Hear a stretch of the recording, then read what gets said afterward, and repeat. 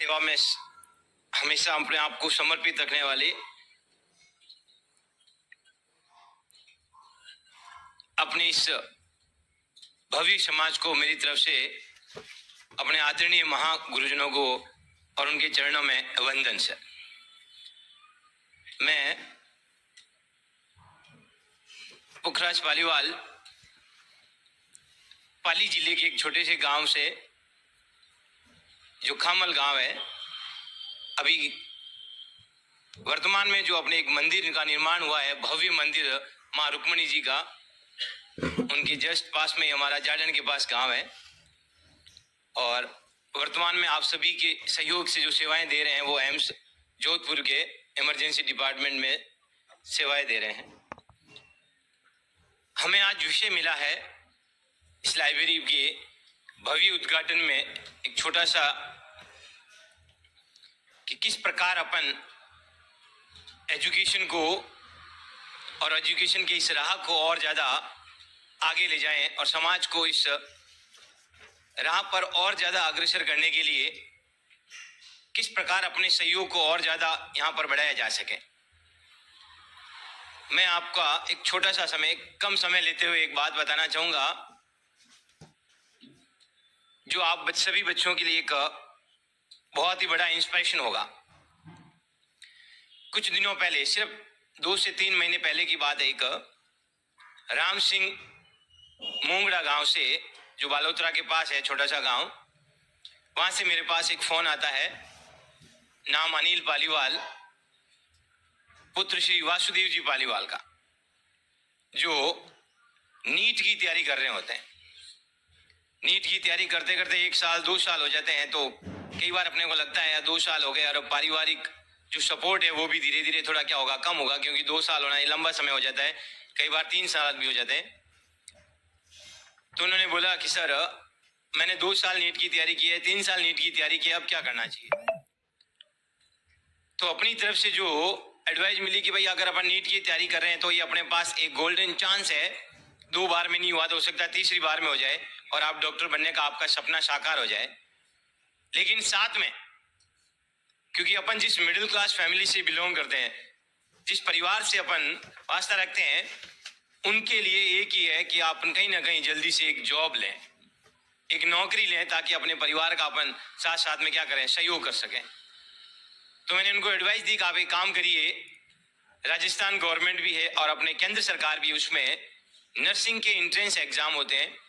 और अगर वो एंट्रेंस एग्जाम आप क्लियर कर देते हो तो आपका बिल्कुल फ्री ऑफ कॉस्ट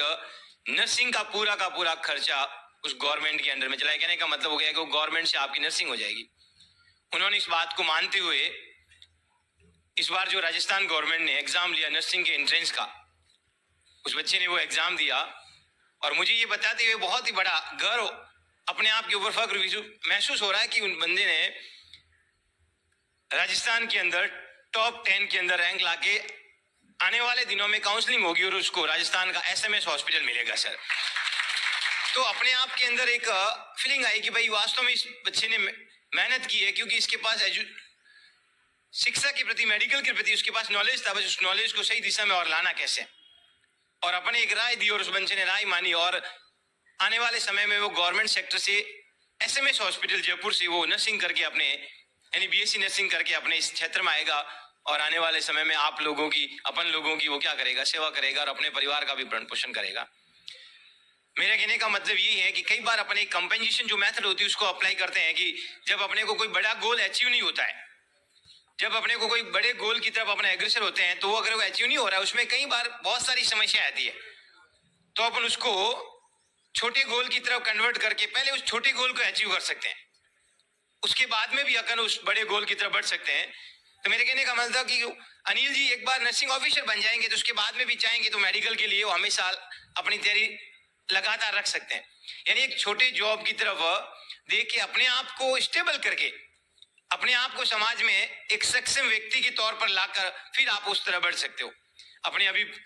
पूर्व के भाषण में भी अपने यही सुनना है कि मैंने बहुत लंबे समय तक गवर्नमेंट की जॉब के एग्जाम दिए हैं। तो कहने का मतलब यह है कि आप जब एक जगह सेट हो, उसके बाद में आप दूसरी जगह कहीं पर भी अगर एग्जाम देते हो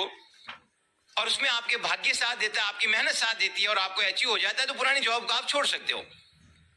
यानी पहले अपना व्यक्तिगत विकास जो है वो बहुत जरूरी था, और वो विकास उस जॉब से हुआ। वो जो छोटी जॉब थी जिसकी तरह आपने नहीं देखा था, आपका टारगेट कुछ और था, लेकिन उस छोटी जॉब की तरफ आप आए, किस्मत में आपको वहां लाया है, लेकिन आपकी किस्मत आपको आगे भी लेके जाएगी। उसके लिए आप हमेशा अग्रसर रहिए, हमेशा आप मेहनत करते रहिए। मेडिकल सेक्टर में यानी ये जो फील्ड है ना, जो अभी मेडिकल का जो है नीट एक बहुत ही कॉम्पिटिटिव एग्जाम है, अपने को पता ही है। इस एग्जाम को क्लियर करना मतलब बच्चे में बहुत ज्यादा टैलेंट था, एक गोल्डन अपॉर्चुनिटी उसके लिए, जिसने इस एग्जाम को क्लियर किया और अपने आप के अंदर एक डॉक्टर की उपाधि उसने प्राप्त कर ली। ये समाज के लिए भी एक गौरवमय पल होता है, उसके परिवार के लिए भी होता है, अपने लिए भी होता है, क्योंकि अपने समाज का बंदा कोई एम्स जोधपुर के अंदर या कभी कहीं और, आज इंडिया के अंदर लगभग 22 एम्स अग्रसर है। भारत के यशस्वी प्रधानमंत्री जी ने बहुत ही बढ़िया काम करते हुए पिछले 7-8 सालों में बहुत ही ज्यादा मेडिकल क्षेत्र को बहुत ही ज्यादा उपयोगिता दी, और 22 एम्स में हर जगह अपने कोई ना कोई नर्सिंग ऑफिसर, अपने पालीवाल समाज की नर्सिंग ऑफिसर है वो वर्किंग में है, मतलब कहीं ना कहीं उन्होंने मेहनत की है, और इस फील्ड में अपने लिए बहुत ही ज्यादा गोल्डन चांस भी है। तो अपन इस फील्ड को भी एक एजुकेशन के लिए अपना एक मोहरा मान के इस फील्ड में भी जो भी व्यक्ति इच्छुक होते हैं, जैसे साइंस बायो से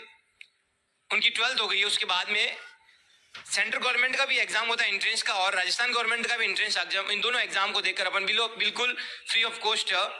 नर्सिंग को चुन सकते हैं। और जब नर्सिंग कंप्लीट हो जाती है तो ये सभी 22 एम्स का रास्ता आपके लिए खुल जाता है। जितने भी 22 एम्स आज इंडिया में है उन सभी का रास्ता आपके लिए खुल जाएगा। अब डिपेंड करेगा कि आपकी मेहनत कहां तक और आपको कौन से एम्स में लाती है। एक छोटे से गांव का एग्जाम्पल और आप सुन लीजिए। जिस गांव से मैं बिलोंग करता हूं, गांव खामल है, और उस खामल में मैंने 2010 के अंदर नर्सिंग कंप्लीट की थी। नर्सिंग कंप्लीट करने के बाद राजस्थान गवर्नमेंट वैकेंसी निकाल दी, और अपना टारगेट ही शुरू से ही केंद्र सरकार का था कि भाई केंद्र सरकार की नौकरी को अपन ग्रहण करें, और स्पेशली उसमें केंद्र सरकार का एक ही हॉस्पिटल है, वो है दिल्ली एम्स। हमने हमारा टारगेट फिक्स किया और दिल्ली एम्स को 2012 के अंदर अचीव किया। 2010 के अंदर के पास आउट होने के बाद 2 साल की बेरोजगारी मतलब प्राइवेट जॉब के अंदर हमने भी झेली, और उसके बाद में उस जॉब को लिया। हमारी जॉब को देखते हुए गांव के अंदर पहली बार कोई नर्सिंग फील्ड के अंदर, गांव के अंदर नहीं, इस खेड़ों में बहुत कम नर्सिंग अधिकारी है जो अफसर आए थे 2006 से, और 2000 बहुत ही कम लोग ऐसे हैं जो 6 और 10 के अंदर पास आउट थे। उनसे लोगों ने इंस्पिरेशन लिया, और आज खामल गांव के अंदर हमने, छोटा सा गांव है, 20, 30 और 32 घर है हमारे, उसमें से 7-8 बच्चों ने नर्सिंग की, बीएससी नर्सिंग की, और 7-8 के 8 आज के भारत सरकार यानी केंद्र सरकार के एम्स के अंदर पोस्टेड है। 8 के 8 बच्चे, रिसेंटली जो 4 बच्चों का सिलेक्शन हुआ है, एक का भारतीय रेलवे में हुआ है, एक का रायपुर एम्स के अंदर, एक का बठिंडा एम्स के अंदर, एक का दिल्ली एम्स के अंदर। 8 के 8 बच्चे आज हम सारे के सारे केंद्र सरकार यानी भारत के एम्स की जैसी संस्थाओं के अंदर काम कर रहे हैं, और उस 32 घर के गांव में आज भी 4 बच्चे और नर्सिंग कर रहे हैं। मतलब सिर्फ और सिर्फ उनका ये जो फील्ड था उनके लिए एक इंस्पिरेशन बन गया कि यार वास्तव में जॉब है और मेहनत की जाए तो जॉब मिलेगी। तो मेरा आपसे निवेदन है कि अगर जो भी व्यक्ति इच्छुक है वो अपन जो बायो के साथ है, जरूरी नहीं कोई हायर डिग्री मिले अपने को, छोटे जॉब के साथ भी, और नर्सिंग जॉब बहुत ही अच्छा जॉब है। आपको भगवान एक तरह से लोगों की सेवा का भी मौका देगा और आपको सोशली बहुत ज्यादा स्ट्रांग भी बनाएगा। इसी के साथ मैं मेरी वार्तालाप को खत्म करूंगा। धन्यवाद सब सभी को। और इस भव्य लाइब्रेरी के अंदर अपना समर्पण देने वाले, इस भव्य लाइब्रेरी के अंदर अपना सहयोग देने वाले, और इस भव्य लाइब्रेरी के अंदर आने वाले फ्यूचर में पढ़ने वाले और पढ़कर निकलने गवर्नमेंट जॉब में लगने वाले सभी महानुभावों से मैं निवेदन करूंगा कि आने वाले दिनों में आप भी इसी तरह की भव्य लाइब्रेरी और अपने छोटे भाइयों के लिए बनवाएं, ताकि वो पढ़कर इस शिक्षा को और ज्यादा प्रमोट करें।